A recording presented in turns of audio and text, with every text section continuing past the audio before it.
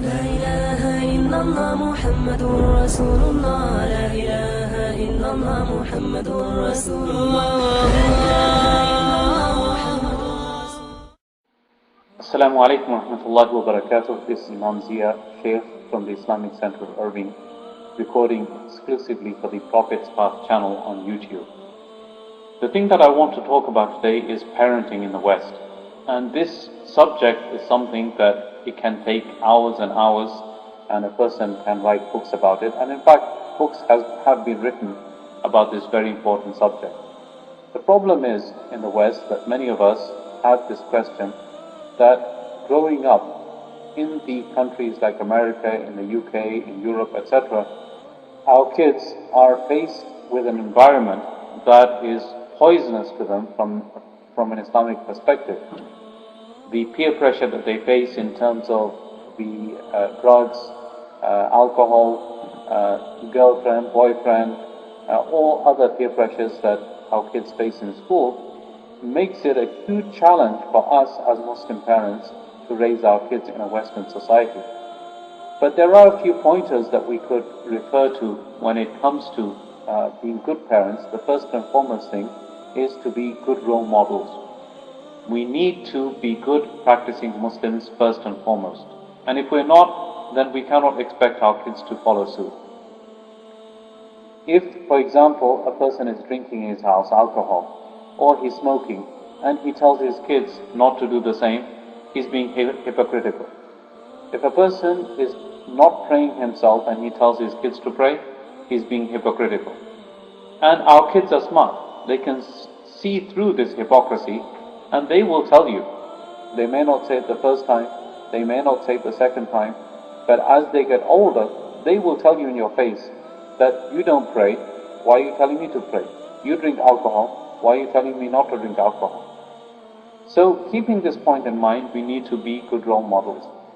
Number two, it's never too early to start. We see in the case of the Sahabi, Umar ibn Abi Salama, was sitting in the lap of the Prophet ﷺ. How big you have to be to sit in the lap? 3, 4 max, maybe 5. But at that age, the Prophet ﷺ taught Umar ibn Abi Salama how to eat from the dish. Umar ibn Abi Salama says that I was eating with the Prophet ﷺ, وَكَانَتْ يَدِي تَطِيشُ فِي الصَّحْفَةِ, and my hand was wandering all around the plate, meaning I was making a mess of the food that I was eating. So the Prophet ﷺ, he advised me and he said, Ya ghulam, sammi Allah wa kul biyaminik wa kul mimma yalik. Oh boy, say first and foremost, Bismillah, and eat with your right hand, and eat that which is close to you. He gave 3 golden pieces of advice to this very young Sahabi. And the Sahabi says that I remembered and retained that, and that was the way that I continue to eat for the rest of my life. So here we see an example that the Prophet ﷺ is giving a very young Sahabi advice, and this Sahabi retains it because of his young age. So we should not think that my 6-year-old, my 7-year-old, my 8-year-old, my 10-year-old is too young yet. I don't need to advise him, I don't need to tell him what to do. He's too young. We need to start early. And the Prophet ﷺ, he also instructed us that kids should start to pray by the age of 7. And this is, again, they're not going to do that unless we teach them how to pray.